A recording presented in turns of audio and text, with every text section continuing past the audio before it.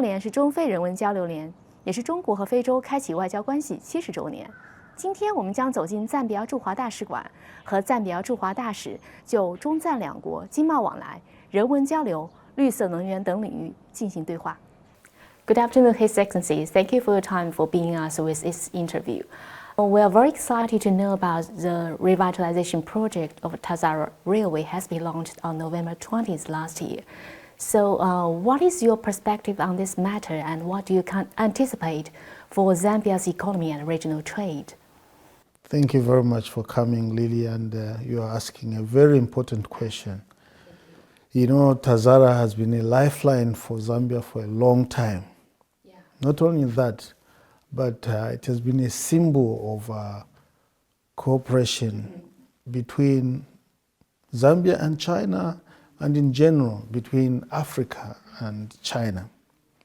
Now, of course, it has a lot of benefits. The launching was done by the Premier of China, Mr.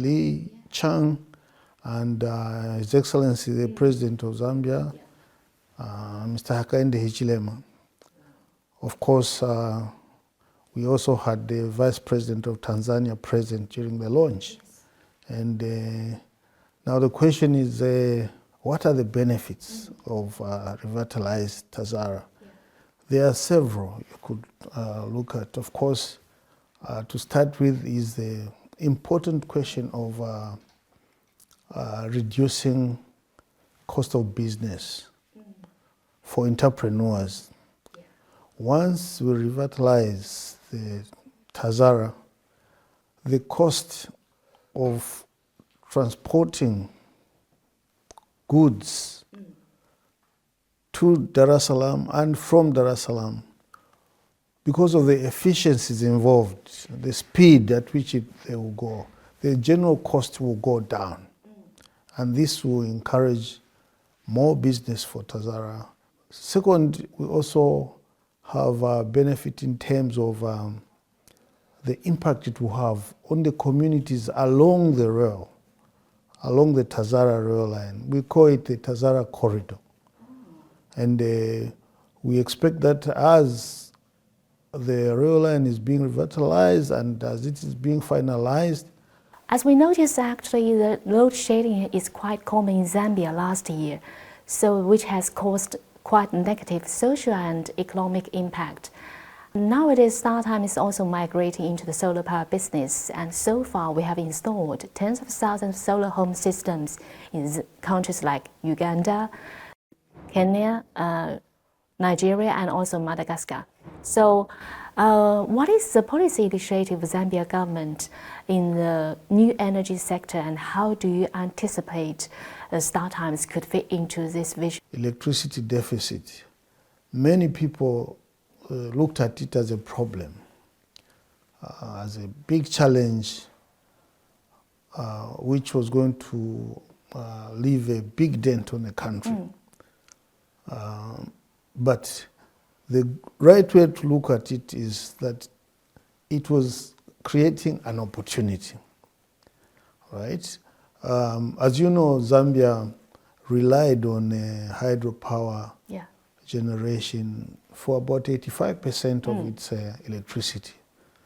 And the negative impact of the lack of rains due to a drought in the region, it resulted in a sharp drop in electricity generation because the reservoirs could not sustain the required levels of water to continue producing electricity.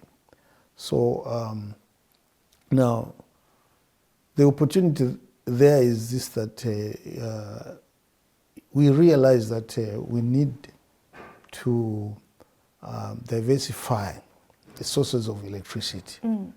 And of course, we have recently put a lot of emphasis on solar power, mainly because it's a very free source of power. Actually, for countries like Zambia, we have sunlight almost 365 days in a year. So almost every day there's sunlight. So the source of power for solar energy is very obvious, almost at no cost. So that's why we are encouraging our cooperating partners, our investors from China especially, to help us invest in solar energy so that we can reduce the reliance on hydropower and increase the contribution of other sources of electricity. We have introduced an open access policy. All the imports for machinery, equipment and machinery that is used in the production of solar energy, they are all duty-free. Yeah. So those are incentives, and also that if you invest in the energy sector, the first 5 years you don't have to pay tax.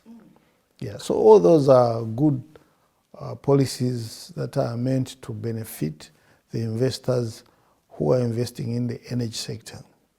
As 2026 is the China-Africa Year of People-to-People Exchanges, so what are the key activities that Zambia government or your embassy plan to participate in, and how do they aim to enhance the cultural and educational ties between two nations? Not just policy and the government talking about things, but there must be relationship at personal level. People should interact. Chinese should go to Zambia. Zambians can come to China and know how the Chinese live. The Chinese also know how the Zambians live. And we used to see a lot of kung fu movies, yes. And that was a long time ago, and we didn't have much people-to-people exchanges with China as it is now. But now we have an opportunity to take Chinese people there and do their thing in Kung Fu, to show the youths how important it is to have health bodies and be able to exercise and be able to jump and be able to defend yourself if necessary. Yeah. So these are some of the activities that we are trying to promote amongst our people.